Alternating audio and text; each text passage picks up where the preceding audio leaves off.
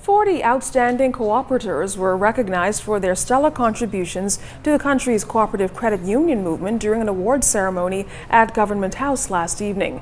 It's all part of the cooperative industry's 40th anniversary celebrations. The cooperative movement, comprising of some 40,000 members, boasts assets of some $330 million. A few of the honorees we spoke to talked about the special recognition and also shared their experiences with the industry over the years. There's been a tremendous transformation of people's lives by their involvement, especially in the credit union movement.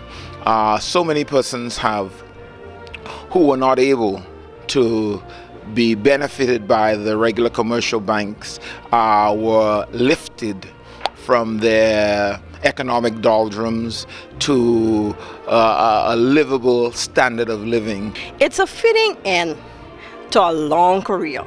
I need that change at this time, and I'm happy for it. I'm ready for it. I think I've trained so many people that the movement is safe. Certainly a great honor to have been recognized. I started in the movement myself in the 60s while I was a student at the University of Toronto in a school housing co-op, and that really introduced me to cooperatives, and it's kind of been, I've had a zeal for it ever since.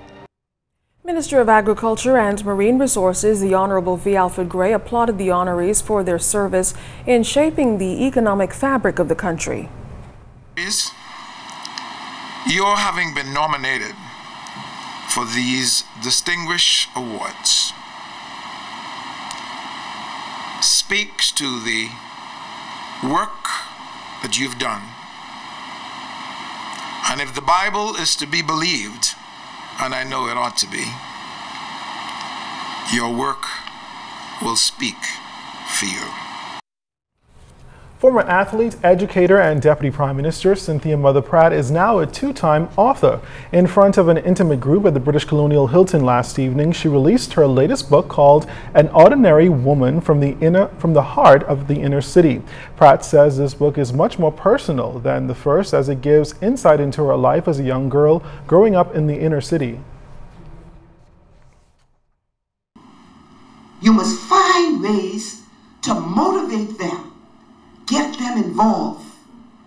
And when we do that, we are sending a message so that we can help ourselves and not lean on the government to do for us. And so this book is talking about the path in which I've come,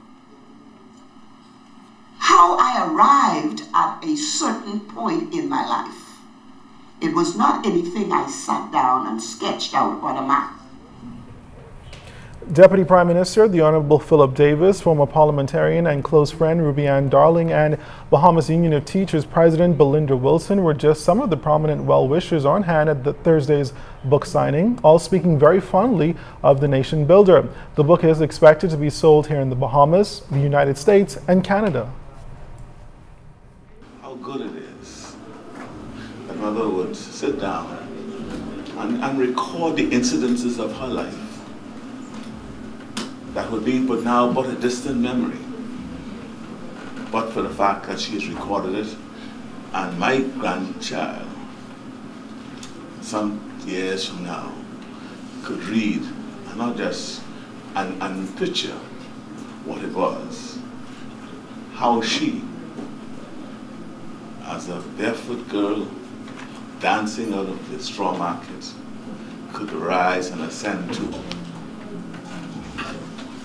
and act as the highest office of this land. I love her, I respect her, I know where she has come from, I know the struggles, I know the potholes.